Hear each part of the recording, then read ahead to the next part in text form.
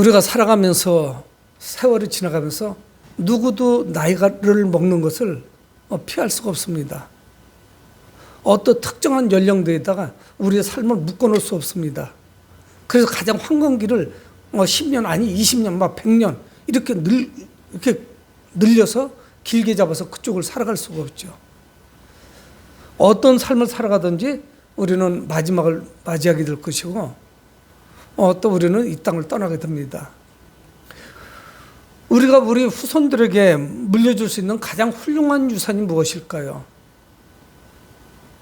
여러 가지가 있을 겁니다. 근데 대부분의 사람들은 유형의 유산을 생각합니다. 형체가 있는 거, 볼 수 있는 거, 손에 잡을 수 있는 거. 그래서 그 유산을 물려주면 뭔가 받은 것 같고 뿌듯한 거. 이런 것일 수 있죠. 아마 동산이나 부동산. 부모가 자녀들에게 현금을 물려주던가, 아니면 귀금속을 물려주던가, 아니면 집문서, 부동산 같은 걸 넘겨주면 상당히 좋아할 거예요. 받는 사람도 좋아하고 주는 사람도 뿌듯하고, 내가 평생 동안 일해서 일구어 놓은 것이다. 그리고 자녀들에게 물려주겠죠. 그런가 하면 무형의 유산. 이거는 잘 보이지 않습니다. 어떤 부모가 가지고 있었던 정신, 신념, 어떤 지혜, 여기에 더 붙인다면 신앙이 있을 수 있겠죠. 여러분, 이건 손에 잡히지도 않아요? 보이지도 않습니다. 그래서 이건 오히려 소홀히 하죠. 여러분, 오늘 우리는 이 잠언서 말씀을 보는데 잠언 1장 1절부터 이거를 누가 썼는지 말씀합니다. 저자가 바로 다윗의 아들인 솔로몬입니다. 그러면서 이제 1장에서 31장까지 있는데 이 말씀을 자녀들, 특히 가족들이 함께 묵상하라면 좋죠. 하루에 한 장씩. 그래서 31일까지 있을 때는 한 장을, 이 1장부터 한 장씩을 계속 읽을 수가 있고, 30일까지밖에 없는 그런 달에는 마지막 날 2장을 읽으면 됩니다. 이런 말할 수 없는 엄청나게 다양한 주제들이 있어요. 그러면서도 이 잠언서에서 말씀하시는 핵심적인 주제는 우리는 파악을 할 수가 있습니다. 이 잠언이 우리에게 들려주신 말씀은 무엇인가? 근데 아주 짤막짤막해요. 우리 어떤 격언, 속담과 같이 짧지만은 그 안에 굉장한 메시지가 있습니다. 그 짧은 본문 한 절 한 절 사이에도 굉장해요. 사람을 움직이고 변화시키는 그런 말씀이 들어있어요. 그래서 어리면 어릴수록 우리 어린 자녀들이 읽으면 좋은 그런 말씀이죠. 하지만 많은 주제 중에 다양한 주제가 있지만 핵심적인 주제가 무엇일까요? 여러분, 이 저자인 솔로몬은 누굽니까? 물론 자기 아버지 다윗을 이어서 솔로몬이 왕이 되었지만 가장 강성할 때, 이스라엘이라는 하는 나라가 역사 가운데 가장 융성할 때, 그럴 때 왕이었어요. 그러니까 온갖 부귀영화를 누렸고 그가 경험한 것을 이루 말할 수 없습니다. 그래서 성경에 솔로몬은 잠언을 말했고 지혜의 왕으로 말씀을 하고 있습니다. 본인도 하나님께 기도할 때 지혜를 구했고, 백성들을 다스릴 수 있는 지혜, 백성들을 재판할 수 있는 지혜를 구했어요. 그래서 하나님께서 귀하게 여기시죠. 내가 순업, 생명이나 장수하는 것이나 그의 부경화를 원하지 아니하고 나한테 지혜를 구했다. 하나님이 귀하게 여기시죠. 그래서 이 솔로몬은 이 잠언서를 통해서 내가 인생을 통해 경험한 것 중에서 가장 소중한 것들을 말씀하는 거예요. 정말 인생에 중요한 것이 무엇인가? 우리는 여러 가지 생각할 수 있을 거예요. 왕이니까 그 아들들에게, 자녀들에게 무엇을 과연 물려줄까? 기대가 되지 않겠어요? 아름다운 성전, 또 그리고 다윗과 솔로몬 때 지어진 그 궁전, 성벽공사, 그 화려한 예루살렘, 자기가 가지고 있는 수많은 소유들, 말할 수 없이 많죠. 그 중에서 무엇을 물려줄 것인가? 근데 우리는 뭘 볼 수 있냐면, 우리 갖고 온 데 있으니까 사장을 한번 보시자고요. 한 장만 뒤로 넘겨보세요.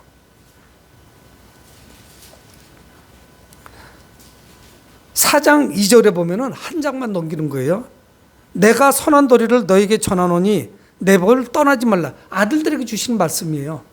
사정의 말씀. 근데 3절에 뭐라고 말씀하냐면 나도 내 아버지에게 아들이었으며 내 어머니 보기에 유약한 외아들이었노라. 4절 아버지가 내게 가르쳐 이르기를 내 말을 내 마음에 두라. 내 명령을 지키라. 그리하면 살리라. 여러분 이 솔로몬은 자기가 경험한 것만 아들들에게 말씀하는 게 아니에요. 나도 아버지와 어머니 아래서 유약하고 연약한 아들이었는데 우리 아버지로부터 말씀을 받은 거예요. 누구로부터? 다윗 왕으로부터. 여러분 그래서 이 식탁 공동체가 매우 중요해요. 밥 먹으면서 가족이 늘 좀 같이 함께 해야 됩니다. 그러면서 그런 데서 가르치는 거예요. 여러분 아들이 훌륭하면 아버지보다 얼마나 탁월하게 훌륭하겠어요. 뭐 아들뿐입니까? 딸들도 마찬가지죠. 아버지를 통해서 배우죠. 그의 삶을 통해서 배웁니다. 그 내가 배운 게 다 뭐냐? 아버지로부터 배운 거예요.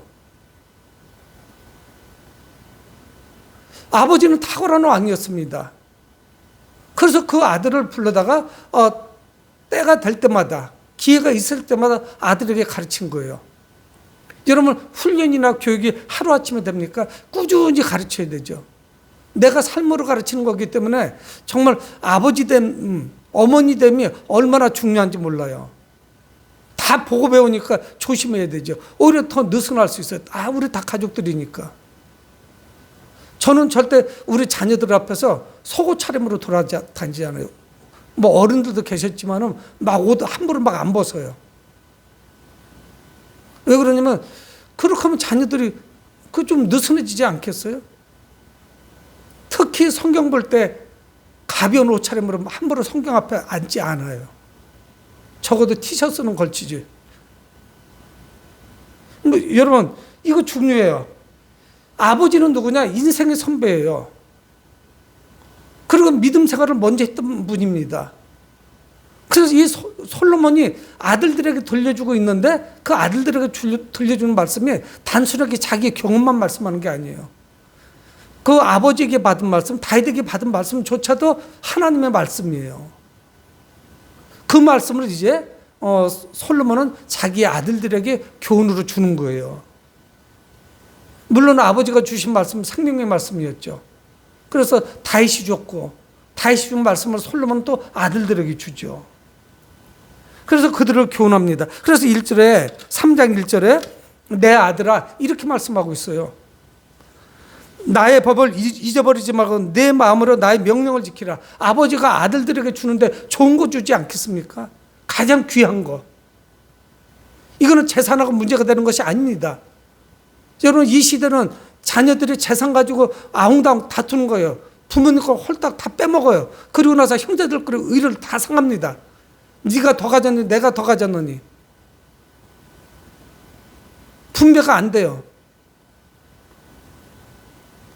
그렇게 자기를 키워주고 살아가도록 해줬는데 부모님한테 그냥 알량하게 그거 빼먹고 그걸 끝내는 거예요. 그런데 이 솔로몬은 아들들에게 말씀하게 나의 법을 잊지 말아라.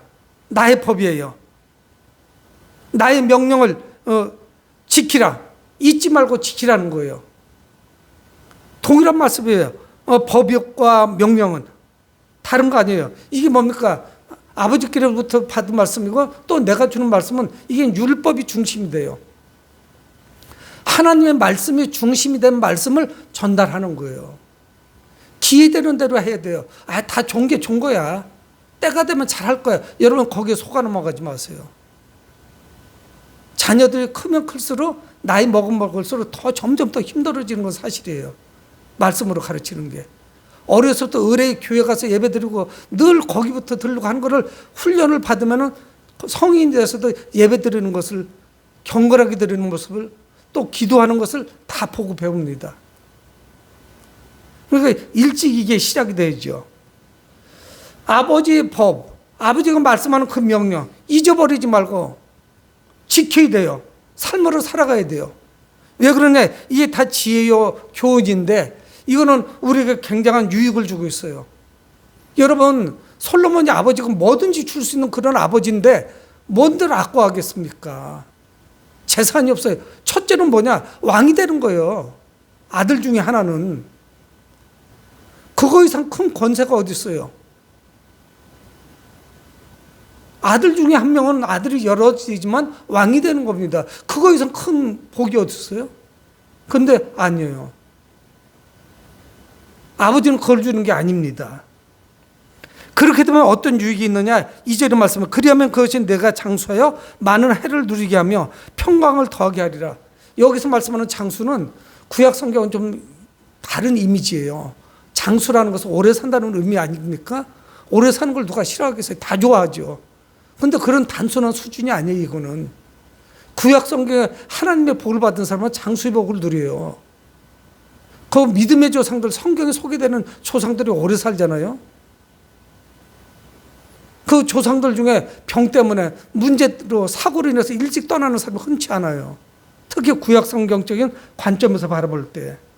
그뿐만이 아니라 평강도 있습니다. 이 평강은 뭐냐? 내적인 평강이에요. 여러분, 우리는 속이 썩어 죽겠다 뭐 이렇게 이야기하잖아요. 내적인 평강이 깨져서 그런 거죠. 근데 장수와 평강을 주신다는 거예요. 그런 유익이 있다고 말씀하고 있는 거예요. 그뿐만이 아니라 3절에 인자와 진리가 내게서 떠나지 말게 하고, 교훈이 뭐냐? 나의 법, 나의 명령. 그거는 잘 지키는 사람은 당연하게 인자와 진리를 지켜요. 여러분, 인자는 성경에 나오는 말이지만 참 해석하기는 쉽지 않습니다. 여러분, 이게 히브리어로 헤세드라고 하는 건데 신적인 사랑, 자비, 긍휼히 여기심, 불쌍히 여김 뭐 이런 단어예요. 그래서 우리말은 인자 한자로도 인이라는 단어가 있죠. 인천할 때도 그 인자를 써요. 사랑을 또 사랑 애자로도 쓰지만은 사랑을 의미하는 인자. 그래서 인자심, 자비하심, 긍휼히 여기심. 그렇죠. 이 인자를 지키라는 거예요. 여러분, 그래서 이걸 어떻게 지키라는 것이냐? 내면화하라는 거예요. 떠나지 말게 하라. 그래서 내 목에 매며 내 마음판에 새기라. 목에다 달고 마음판에 새기래요. 마음판에 어떻게 새겨야 되는 거예요? 도장 파듯이? 비석을 글씨를 이렇게 깎아내듯이? 조각하듯이? 여러분, 이거는 뭐냐? 내 거로 만들라는 이야기예요. 생활화 되라는 거예요. 인자와 진리로 살아나가는 삶이 생활화가 돼야 돼요. 여러분, 그러니까 이 아버지 말을 들으면 정말 인격적으로 성품에서 그 삶의 아주 그 고고한 자태가 점점 훌륭한 인격자로 자라가는 거죠. 여러분, 아버지가 주는 그 교훈, 그 유산은 여러분 눈에 보이는 건 하나도 없어요. 유형적인 게 아니에요. 무형적이에요. 받을 수도 있고 못 받을 수 있어요. 차라리 세상을 딱 몇 등분해서 나눠주면 쉽잖아요. 그것도 아니야. 이건 어떤 사상, 신념, 믿음을 전달하는 거죠. 자기가 경험한 거. 목에 메고 만판에 새겨서 떠나지 말도록 하라. 완전 내면에 내 삶이 되라는 거예요. 그렇게 살아가라는 거예요. 여러분, 이거를 생명같이 귀하게 여겨야 됩니다. 근데 이게 쉬운 일은 아니에요. 계속적으로 우리는 연단을 거치게 되고 영적인 전쟁을 벌입니다. 예수 믿는다고 그렇게 쉬운 거 아닙니다. 예수 믿는다고 그렇게 승승장구되지 않아요. 계속적인 영적인 전쟁을 치러야 돼요. 주변에서 믿지 않는 가족들하고 영적 전쟁을 치러야 되고 형제 자매들하고 치러야 되고 다 이런 과정을 거쳐서 여기까지 오게 되는 거예요. 그 믿는 게 쉽지가 않습니다. 말씀 안에 거한다는 거 쉽지가 않아요. 그래서 예수님도 말씀하시죠. 그 가족, 사랑하는 가족들하고 원수가 될 것을 말씀해요. 그쪽에서 나를 버리다가 내가 그쪽을 어떤 단절하지 않으면 신앙생활 자체가 어렵죠. 그렇게 하면은 4절에 또 그리하면이 또 나와요. 2절과 같이 내가 하나님과 사람 앞에서 은총과 귀중히 여김을 받으리라. 여러분, 세상적인 막 권모술수를 동원해 가지고 내가 높아지는 게 아닙니다. 상대방을 죽이고 살리고 집 밟고 경쟁해서 이겨가지고 내가 존경하게 되는 것이 아니라 자비와 진리를 목에 메고 하나님의 말씀을 내면화해서 그것이 내 삶에 돼버렸어요. 체화돼 버렸다고. 그래서 그렇게 살아가는 거예요. 하나님의 사람으로, 예수 그리스도를 닮은 사람으로. 간혹 가다가 잘못된 과거의 성품이 불쑥불쑥 나오기는 하지만 변화된 걸 사람들이 느낀다고요. 여러분, 우리는 상식이 통하잖아요. 상식이 안 통하면 대화하기 힘들어요. 그렇잖아요. 세상도 그렇고 가족도 그렇고 부부끼리도 그렇고 자녀하고도 부모하고 상식이 안 통하는 가족이라면 이건 참 심각한 거예요. 그리고 다 상대방의 마음을 읽잖아요. 이심전심인데 배우자가 또는 자녀가 부모님이 싫어하는 걸 굳이 그대로 자꾸 하는 건 뭐예요? 이유가? 그건 그만큼 성숙이 덜 된 거지. 성인이 그렇다면 그건 성인 아이예요. 비록 나이는 먹었지만 하는 행동은 아이란 말이에요. 그 범위를 못 벗어난 거예요. 성숙해지지 않았다 이렇게 이야기를 하는 것이죠. 여러분, 하나님 앞에서 또 사람들 앞에서 은총과 귀주경험을 받는데요. 존귀한 사람이 되는 거예요. 하나님 그런 형편을 만들어 주시는 거죠. 그러니까 이게 그 말씀을 통해서 부모님의 말씀을 따라 순종하는 것이 얼마나 큰 유익이 있는지 상상을 초월할 정도예요. 그래서 우리는 이 지혜 말씀에 전적으로 순종해야 돼요. 그리고 지켜야 돼요. 내 삶이 되도록 해야 되는 거예요. 신실하다고 하죠. 하나님 앞에 신실해집니다. 신실하다는 말은 단순한 믿음이에요. 그냥 피스토스 헬라어의 그런 말인데 믿다 이런 의미예요. 늘 하나님을 믿고 그 말씀에 순종하는 삶, 이거를 이야기하는 거예요. 그 솔로몬이 아버지가 아들들에게 그 말씀하는 거예요. 하나님 말씀에 절대적으로 순종해라. 그걸 말씀해요. 여러분, 이것이야말로 큰 유산 아니겠어요? 그러면 거기에 수반되는 그 복은 이루 말할 수가 없는데 아버지가 망할 거를 이야기해 주겠습니까? 여러분, 재산은 똑같이 분배해줘도 오남매면 오남매가 10년 지나면 다 달라요. 가지고 있는 게. 어떤 사람은 빈털터리에, 어떤 사람은 더 늘어난 사람도 있고 다양하죠. 하나님께 순종하는 그런 삶, 그 복은 영원한 거예요. 저희 손녀가 지난번에 겨울에 와가지고 계속 만화 영화 본 것 중에서 대사를 읊조리더라고요. 그래서 얘 왜 그러지? 자주 읊조려요. 그래서 저도 마음에 들어서 그냥 한국말로 할게요. 영원히 함께해요. Together forever 이걸 하더라고요. 우리 영원히 함께 믿음 안에서밖에 못해요. 부부도. 영원히 우리가 어떻게 함께 하겠어? 주님과 함께하는 것 외에는 없죠. 믿음 안에서. 제가 은혜 받았어요. 요즘 생각하고. 제가 신통방통하다. 하나님께 내게 들려주시는 음성이구나 생각했어요. Together forever 그걸 자주 하더라고요. 그때는 건성으로 들었는데 여러분, 우리는 마음을 다해서 신뢰할 대상을 정해야 돼요. 정확히 알아야 돼요. 우리는 누구를 신뢰해야 되는지, 누구를 믿어야 되는지 잘 알아야 돼요. 누구에게 순종해야 되는지. 그래서 5절에 말씀합니다. 마음을 다해서 하나님을 신뢰하라. 우리의 마음을 다해서, 전심을 다해서. 예배는요, 우리의 마음을 다하는 거예요. 예배가 1시간 동안 순서이어서 입각해서 축도로 끝나는 게 예배가 아닙니다. 내가 정말 내 삶을 통해 하나님께 전심을 다하고 있는지 한번 우리는 생각을 해야 돼요. 내가 전 마음을 하나님께 드리고 있는가? 그게 예배죠. 내 마음을 안 드리면 여기 1시간 있어도 소용이 없죠. 마음을 다해서 하나님을 신뢰하라. 왜 하나님만을 신뢰해야 되느냐? 5절 하반절에 이어서 말씀하지는 내 명철을 의지하지 말라. 왜? 우리의 명철은 믿을 만한 게 못 돼요. 여러분, 나이 먹으면 기억력도 떨어지고 사람 이름도 기억이 안 나요. 그리고 특정한 단어가 이렇게 대화도 중에도 단어가 딱 빨리 안 떠오를 때도 많아요. 여러분, 우리의 명철 그게 믿을 만한가요? 여러분, 우리 명철이 그렇게 신뢰할 만해요? 학교 다닐 때 늘 1등만 하지도 못했는데 무슨 신뢰할 만해. 근데 사람들은 죄다 자기를 믿어요. 자기를 신뢰한다고요. 자기 두뇌를 믿어요. 자기는 잘할 줄 알아요. 잘난 척도 하기도 해요. 근데 우리 명철은 믿을 만한 것이 없대. 너 믿지 마. 네 자신을.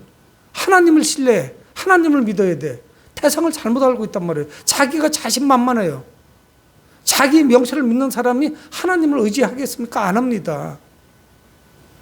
또 어떤 사람은 어떻게 법을 믿어 내 주먹을 믿어야지. 뭐 이런 사람도 있다죠. 그런 사람들은 건달이겠죠. 중요한 말씀을 하는 거예요. 여러분, 자신의 명철을 신뢰하는 사람은 나를 믿거나 세상을 믿어요. 그러다가 나중에 크게 낙심하죠. 내가 누군가를 신뢰한다는 거, 사랑한다는 거, 이거는 같이 가요. 내가 가족을 사랑하고 이웃을 사랑하고 형제를 사랑한다는 것은 믿는다는 이야기 아니겠어요? 믿는다는 것은 또 사랑한다는 이야기죠. 여러분, 그게 별개일까요? 별개일 수가 없죠. 그래서 우리의 믿음을 다시 한번 설정하셔야 돼요. 리셋해야 돼요. 초기화시켜야 돼요. 다시 한번 시작을 하셔야 돼요. 여러분, 그게 무엇이냐? 6절에 말씀 있습니다. 너는 범사에 그를 인정하라. 범사에 모든 일에 하나님을 인정하라는 거예요. 여러분, 사업도 하나님을 인정하는 가운데 하나님과 동업하세요. 공부도 그래요. 지혜의 근원이 하나님이신데 아무리 머리 맞대고 싸매고 각성제를 먹어서 잠 안 자고 졸지 않고 공부하려고 해도 되는 게 아니에요. 하나님이 그런 머리를 주셔야 되고 집중력을 주셔야 되죠. 또 공부만 잘해야 돼요. 다양한 부분, 성경 말씀하자면 모든 일에 범사에 그분을 인정하라. 하나님을 인정하라는 거예요. 내 인생의 모든 영역에 하나님, 내가 시도하는 것도 도전하는 것도 하나님 때문에 하는 것이고 결과도 하나님께서 하게 하신 거예요. 자꾸 내가 하려고 하면 안 되죠. 모든 영역을 그분께 맡기고 그분을 인정하고 함께하는 것이죠. 그러면 어떤 일이 벌어지느냐? 6절 하반절에 그리하면 내 길을 지도하시리라. 오늘 말씀은 어떤 패턴이냐면 아버지가 이렇게 말씀해요. 너 이렇게 해라. 그러면 어떤 일이 생길 줄 알아? 이렇게 좋은 일이 생겨. 너 이렇게 해. 그러면 또 이런 좋은 일이 생길 거야. 이런 하나님의 축복의 은총이 있을 거야. 또 이 말씀을 하고 그리하면 하나님이 이렇게 복을 주실 거야. 이래요. 이러는데도 안 할 거예요. 그리하면 계속 말씀하잖아요. 내 길을 지도하실 것이래. 하나님이. 지도가 뭐냐면 제가 이거는 사전을 찾아보니까 평탄하게 한다 이런 의미예요. 여러분, 하나님 안에서 평탄한 삶을 살고 싶습니까? 그러면은 범사에 그분을 인정하세요. 여러분, 우리는 굉장히 이율배반적이고 이기적이고 참 나쁘다, 못됐다 이런 생각을 해요. 나는 하나님을 신뢰하지도 않고 하나님께서 내가 원하는 것만 달라는 거예요. 그렇게 비합리적인 게 어디 있어요? 그렇잖아요? 나는 하나님을 믿지도 않고 믿음도 없고 신뢰하지도 않아. 그런데 하나님은 내 거를 다 들어주셔야 돼. 그런 법이 어디 있어요? 내가 그분께 다 맡겨야지. 그걸 믿음이라고 성경 말씀하잖아요. 그러면 우리 인생길을 평탄하게 하신대요. 우리의 삶이 얼마나 예측 불가능합니까? 돌별 변수가 얼마나 많아요. 그리고 또 7절에서 말씀해요. 스스로 지혜롭게 여기지 말아라. 앞에 나온 말씀하고 많이 다르지 않죠. 명철을 신뢰할 만한 것이 못되니까 자기 명철을 신뢰도 안 되지만 스스로 지혜롭게 여기지 말아라 말씀합니다. 7절에. 대신은 뭐를 해야 되느냐? 7절 하반절에 여호와를 경외하라는 거예요. 그리고 악에서 떠나. 이 경외라는 단어도 그 잡이라는 단어와 같이 조금은 쉬운 듯 어려운 겁니다. 경외가 두 가지 의미가 있어요. 우리 사전에는 휴대폰으로 사전을 찾으면 뭐라고 되어 있냐면 공경하고 두려워한다 이런 의미, 맞는 말씀이에요. 하나님하고 아주 친밀해요. 대신 두려움도 있어야 돼요. 어려워 여겨야 돼요. 저희 아내가 호주에 갔다 와도 그 얘기를 하더라고요. 어제 큰 손녀를 정말 사랑을 해서 잘 먹을 수 있도록 음식도 해주고 이렇게 하고 한 번 음식을 확 던지길래 혼을 내줬다고 하더라고요. 아주 딱 맞게 우리 할머니 이렇게 함부로 하는 거 지 동생 있는 데다가 음식을 탁 던져주더래요. 그래서 혼냈겠다고 이야기를 하더라고요. 그건 좋아요. 잘한 거예요. 그래야 할머니는 무조건 좋은 할머니, 같이 자주고 밥도 해주고 다 들어주는 할머니 좋은데 잘못할 때도 좋으면 그거 애 버리는 거예요. 경외라는 의미가 그런 의미예요. 함부로 하라는 거 아니에요. 하나님한테. 늘 그분은 너무 사랑스럽고 친밀하고 정말 아버지신데 그래도 좀 어려운 분, 이런 분이 돼야죠. 공포의 대상은 아니에요. 그렇다고 해서. 함부로 할 수 있는 대상은 아니다고 해서 늘 좀 어려운 마음을 가져야 되죠. 여러분, 성경 분명히 우리에게 그렇게 말씀하고 있습니다. 하나님을 경외하고 악에서 떠나라. 아담과 하와도 하나님을 경외하지 않았어요. 불신했어요. 그래서 선악을 알게 되면 열매를 따먹고 나니까 죄가 들어오고 악에 가담하게 된 거예요. 자기 스스로. 하나님을 향한 경외심이 떨어지는 그 순간에 죄 가운데 거합니다. 그건 뭐 벗어날 도리가 없어요. 그러면 어떻게 되느냐? 8절은 말씀합니다. 이것이 내 몸의 양이다. 하나님을 경외하고 악에서 우리가 떠나면은 이것이 우리 몸의 양약이 된대요. 얼마나 사람들이 보약을 좋아해요. 약을 찾아 헤맵니까? 치료기를 찾아서 헤매요. 치료약을 찾아서. 돈도 어마어마하게 들어요. 서울에 있는 모 대학병원에 아주 엄청난 기계로 된 아주 제가 볼 때는 수백억, 수천억 들였을 거예요. 거의 뭐 웬만한 건물 하나쯤 되는 그런 기계와 시스템으로 되어 있는 암 치료하는 기계를 들여놨어요. 치료받는데 5천만 원이래요. 그거 다 치료될 때까지 5천만 원인 거 아닌 것 같아요. 저는 정확하게 보는데 기사를 통해서는 이해할 수 없어요. 해외에 5천만 원 아닌가 싶어요. 제가 그럼 기자가 글을 좀 쓸 때로 똑바로 좀 써줘야 되는데 글을 읽고 이해 못하면 난독증이라고 하죠. 제가 난독증이 아니고 잘 이해하는데도 이해가 좀 안 되게 썼더라고요. 그리고 돈이 있어도 치료받기 어렵대요. 예약이 다 돼서 순서 안 온대요. 그 기계가 유일하게 거기가 먼저 온 것 같아요. 모 대학병원에. 여러분, 근데 성경은 뭐라고 말씀해요? 하나님을 경외하고 악에서 떠나면 내 몸이 양약이 될 것이다. 보약 찾아 헤맬 이유가 없죠. 우리 육신에 좋은 걸 허락해 주신다는 거예요. 그래서 어떻게 되냐? 8절 하반절에 내 골수를 윤탁하게 할 것이다. 골수는 뭡니까? 우리 몸에 제일 깊은 곳에 있잖아요. 골수는 뼈 속에 있잖아요. 그 골수를 윤탁하게 하신대요. 놀란 축복이죠. 우리의 영향력이 미칠 수 없는 곳까지 하나님은 영향력을 미쳐요. 하나님이 함께 하신다는 거예요. 우리 육체뿐만 아니라 영혼까지도 풍성해집니다. 여러분, 사람들은 몸에 좋은 보약을 찾아다니지 않아요? 건강을 위해서 얼마나 운동을 합니까? 70대 할머니가 30, 40대부터 몸매가 더 좋아요. 군살이 없어요. 그러면서 얼마나 열심히 운동하는지 모릅니다. 여러분, 하나님을 경외할 때 하나님께서 우리가 그렇게 찾는 좋은 약을 주신다는 거예요. 몸에 좋은 보약을. 육신에 좋은 것만 이야기하는 것이 아니에요, 이게. 영혼의 생명을 주신다는 거예요. 보약을 주신다는 거예요. 여러분, 우리는 하늘나라 가는 날까지 당연히 하나님을 신뢰하고 경외해야 되죠. 하나님을 경외하라는 거예요. 두 번째 말씀이. 첫 번째가 뭐였습니까? 말씀에 순종하라. 하는 말씀에. 두 번째는 뭐예요? 하나님을 경외하고 악에서 떠나라. 그러면서 세 번째 말씀을 합니다.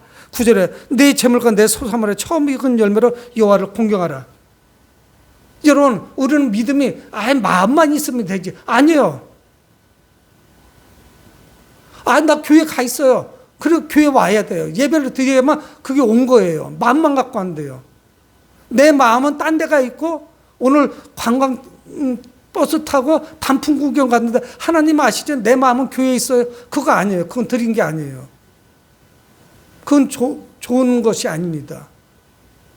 그건 있을 수가 없죠. 성경은 뭐라고 말씀해요? 네 재물과 네 소산물의 처음 익은 열매로 여호와를 공경하라. 하나님을 공경하는데 헌신이 실제적인 행동으로 드러나야 된다는 거예요. 네 재물, 네 소산물. 남의 거 도적질하지 말고 남의 거 빼앗아가 오지 말고 네가 왕이라고. 왕의 아들이라고 남의 거 가지고 하지 말고 네 거 가지고 하라는 거예요. 나를 드리는 거예요. 내 재물과 내 소산물에 처음 익은 거, 제일 귀한 거, 내가 먹고 싶은데 아니요. 하나님께 드리는 거예요. 그러니까 내 소유 중에서 구별해서 구체적으로 드리는 거예요. 그렇게 하지 않으면 안 되죠. 쉽게 이야기하면 안 돼요. 우리가 몇 주 전에 성전 그 헌금함에 헌금을 했던 두 랩돈을 드렸던 그 과부를 기억하잖아요. 얼마나 됐습니까? 기억이 나죠. 다 기억 잊지는 않았을 거예요. 왜 칭찬받았어요? 두 랩돈 자신의 생활비 전부를 드린 거야, 주님께. 하나님께 드리는 헌금하게 넣은 게 쨍그랑하고 두 개 소리밖에 안 났지만 두 랩돈을 드린 거예요. 그래서 예수님은 생활비 전부라고 말씀하는 거예요. 그저 과부가 그렇게 기도해도 하나님 그래 알아. 내가 네 마음 알아. 이렇게 하셨을 거예요. 하나님 저 아시죠? 제가 오늘 생활비 요거 컵라면 하나 사 먹으면 제가 굶게 되는데 요거는 드릴 수가 없는데 제 마음 아시죠? 그래도 하나님이 이해한다고요. 근데 과부는 두 랩돈 드린 거예요. 실제적이라는 거예요. 구체적이라는 거예요. 근데 우리는 하나님 제 마음 아시죠? 그냥 그래서 못해요. 마음은 꿀떡 같은데 제가 지금 할 수 없는 환경인 거 아시죠? 이렇게 되면 할 거예요. 우리 아이 이 막내 대학교 졸업하면 할게요. 대학 들어가면 할게요. 야 너도 대학 들어가면 그때부터 신앙생활에 지금 고3인데 얼마나 중요한 공부해. 우리 다 이렇게 나간단 말이에요. 다 뒤로 밀어. 하나님이 다 이해하실 거예요. 이해하시는 게 아니에요. 실질적으로 하라는 거야. 처음 익은 열매 가장 소중한 것 아니에요? 가장 처음 익은 사과 내가 한번 맛보고 싶어. 근데 누구한테 드리는 거야? 아버지한테 가져오라는 거 아니에요. 하나님을 공경하라는 거예요. 드리는 게 공경이라는 거예요. 마음으로 물론 드려야 되지만 마음에 실제적인 행동도 따라와야 돼요. 입으로만 하는 것은 그게 믿음이 아닙니다. 여러분 그래서 구체적으로 드릴 때 하나님의 은혜와 축복이 있다는 거예요. 하나님께 그거로 영광을 돌릴 때 어떤 축복이 있느냐? 10절에 또 그리하면요. 이렇게 하면 그리하면은 어떤 일이 벌어지느냐?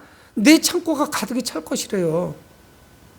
여러분 우리는 한번 오늘 이 아침에 다시 한번 생각해 봅니다. 내 창고가 빈약하고 내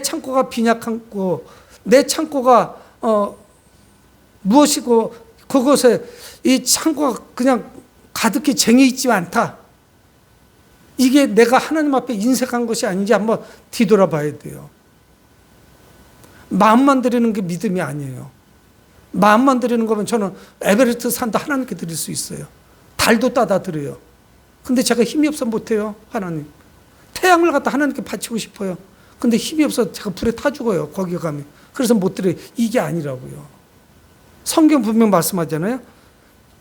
재물과 소산물 이걸로 하나님을 공경하면은 창고가 가득히 찰 것이래요. 그뿐입니까? 새 포도즙이 넘치리라. 포도즙 틀에서 포도주가 넘치는 거예요. 포도즙이. 여러분 우리가 기쁨을 하나님께 드리니까 그 기쁨 이상, 내가 드린 거 이상으로 돌아오는 거예요. 놀라운 것이죠. 이해타산을 따지는 것이 아닙니다. 내가 하나님께 시간을 드렸더니 하나님께서 내 삶을 더 풍성하게 만들어주시고 작은 것이지만 정말 두 랩돈 과부와 같이 드리니까 하나님께서 더 큰 축복으로 풍성함을 허락해 주시는 거예요. 이거는 뭐 헌금을 왜 하냐 안 하냐 이런 말씀이 아니에요. 우리의 삶의 모든 것이 마찬가지예요. 내 삶의 열매를 주님께 드리잖아요. 내 자녀들도 드리고 내 아이들을 제물로 드린다고 해서 그것이 뭐 죽는 것을 의미하는 것이 아니라 하나님의 백성으로 드리는 거죠. 여러분 분명한 것은 뭐냐? 우리가 인색하지 않고 기쁨으로 하나님께 드리면은 그 이상의 기쁨이 우리에게 찾아옵니다. 그거는 누구도 속일 수가 없어요. 우리가 최선의 것을 하나님께 드리면서 감사해야 됩니다. 왜? 우리는 하나님의 청직이니까. 하나님 것으로 우리는 하나님께 드리는 거예요. 내 거 아니에요. 재물도 그렇고 시간도 그렇고 건강도 그렇고 내게 있는 모든 것이 하나님의 것이에요. 여러분 그래야만 이 말씀에 순종할 수가 있습니다. 여러분 오늘 솔로몬은 아버지로서 사랑하는 마음으로 아들들에게 권면하는 거예요. 왜? 어떻게 하나님을 복음 받고 싶은데 복을 어떻게 받는 것인지. 그런데 자세가 중요하다 이 말씀을 하는 거예요. 너 하나님의 복을 받고 싶어? 그러면 네 자세가 굉장히 중요해. 근데 믿음으로 다가와야 돼. 믿음이 아니고는 이건 받을 수가 없는 거에 말씀하는 거예요. 첫째가 뭐였습니까? 응? 잊어버리시진 않았겠죠? 첫 번째가 뭐예요? 말씀에 철저히 순종하라는 거잖아요. 그리고 두 번째는 뭐예요? 하나님을 경외하고 악에서 떠나라는 거예요. 잘 믿으라는 거예요. 순종하고 말씀에 순종하고 하나님을 경외하라는 거예요. 세 번째는 뭐예요? 지금 나왔잖아요. 내 소산물로 내 제물로 하나님을 공경하라고 말씀하잖아요. 경외와 공경도 비슷하기는 하죠. 의미가. 여러분 성경의 말씀하는 복은 지키기 어려운 것은 아니에요. 어렸을 때부터 훈련돼야 되고 늦게 믿으셨겠지만 우리가 먼저 믿은 어른으로서 우리 자녀들을 잘 훈련하고 할 수 있는 것이 기회가 얼마든지 있어요. 한 번에 안 될 수 있어요. 근데 조금씩 내가 내 삶을 통해서 하나님께 감사하고 믿음으로 접근하는 모습을 조금씩 보이면서 내 삶이 바뀌면 우리 가족들도 다 바뀔 거예요. 우리 엄마, 우리 아빠가 변화됐네. 옛날하고 좀 다르네. 내가 분명히 이렇게 했을 때는 우리 엄마 아빠가 화를 냈을 텐데 지금은 다르네. 변화된 모습으로 우리가 다가갈 수 있겠죠. 사랑하는 성도 여러분, 지혜자가 들려주는 말씀을 우리는 힘써 지켜야 됩니다. 말씀을 행동으로 증명해 보여야 돼요. 이 말씀을 삶으로 살아가셔야 돼요. 그때 하나님이 주시는 복, 그리하면이라고 따라붙는 복이 있죠. 이 복을 마음껏 누릴 수 있다는 것을 믿으시는 여러분들이 되시길 주의 이름으로 축복을 드립니다. 고마우신 아버지 하나님, 주의 은혜를 감사합니다.